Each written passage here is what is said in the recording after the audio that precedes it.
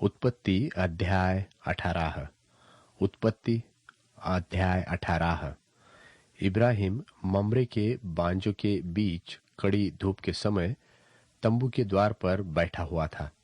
तब यहोवा ने उसे दर्शन दिया और उसने आंख उठाकर दृष्टि की तो क्या देखा कि 3 पुरुष उसके सामने खड़े हैं।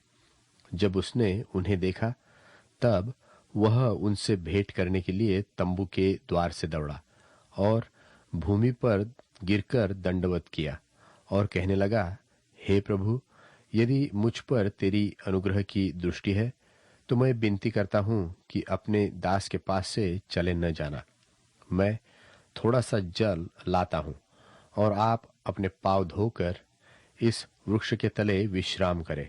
फिर मैं एक टुकड़ा रोटी ले आऊं और उसमें से आप अपने अपने जीव को तृप्त करें। तब उसके पश्चात आगे बढ़े, क्योंकि आप अपने दास के पास इसीलिए पधारे हैं। उन्होंने कहा, जैसा तू कहता है वैसा ही कर।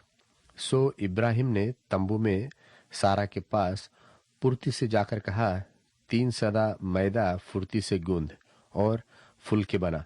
फिर इब्राहिम गाय बैल के झुंड में दौड़ा और एक कोमल और अच्छा बछड़ा लेकर अपने सेवक को दिया और उसने फुर्ती से उसको पकाया।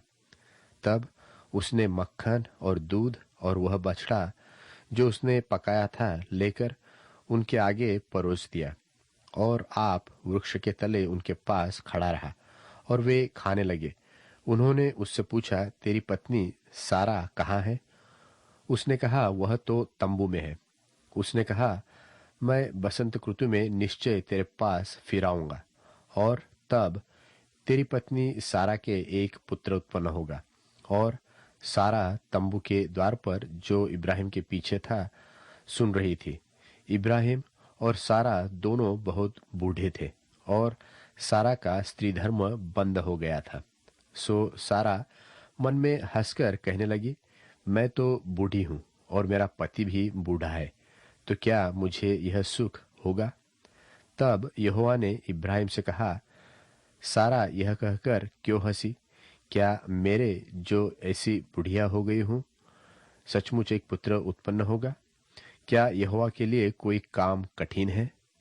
नियत समय में अर्थात वसंत ऋतु में मैं तेरे पास फिर आऊंगा और सारा के पुत्र उत्पन्न होगा। तब सारा डर के मारे यह कहकर मुकर गई कि मैं नहीं हंसी। उसने कहा, नहीं, तू हंसी तो थी। फिर वे पुरुष वहां से चलकर सदोम की ओर ताकने लगे और इब्राहिम उन्हें विदा करने के लिए उनके संग संग चला। तब यहोवा ने कहा, यह जो मैं करता हूं वो क्या इब्राहिम से छिपा रखूं? इब्राहिम से तो निश्चय एक बड़ी और सामर्थी जाति उपजेंगी और पृथ्वी की सारी जातियां उसके द्वारा आशीष पाएंगी, क्योंकि मैं जानता हूं कि वह अपने पुत्रों और परिवार को जो उसके पीछे रह जाएंगे आज्ञा देगा कि वे यहोवा के मार्ग में अटल बने रहे और धर्म और न्याय करते रहे, इसलिए कि जो कुछ यहोवा ने इब्राहिम के विषय में कहा है उसे पूरा करे।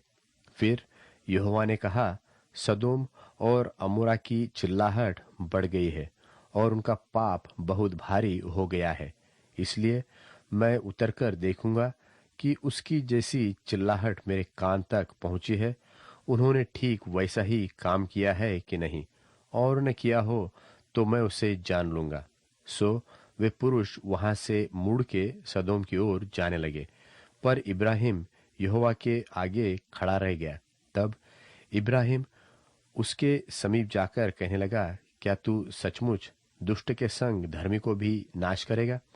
कदाचित उस नगर में 50 धर्मी हो, तो क्या तू सचमुच उस स्थान को नाश करेगा और उन 50 धर्मियों के कारण जो उसमें हो न छोड़ेगा? इस प्रकार का काम करना तुझसे दूर रहे कि तू दुष्ट के संग धर्मी को भी मार डाले और धर्मी और दुष्ट दोनों की एक ही दशा हो, यह तुझसे दूर रहे। क्या सारी पृथ्वी का न्याय न्याय न करे? यहोवा ने कहा, यदि मुझे सदोम में 50 धर्मी मिले तो उनके कारण उस सारे स्थान को छोड़ूंगा।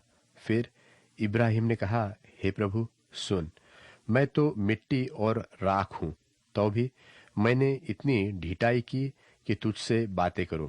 कदाचित उन 50 धर्मियों में 5 घट जाए, तो क्या तू 5 ही के घटने के कारण उस सारे नगर का नाश कर डालेगा?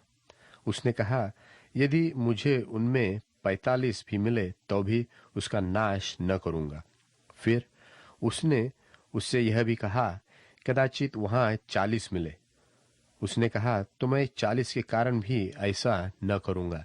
फिर उसने कहा, हे प्रभु क्रोध न कर, तो मैं कुछ और कहूं, कदाचित वहां 30 मिले। उसने कहा, यदि मुझे वहां 30 भी मिले तो भी ऐसा न करूंगा। फिर उसने कहा, हे प्रभु सुन, मैंने इतनी ढिठाई तो की है कि तुझसे बातें करूं, कदाचित उसमें 20 मिले।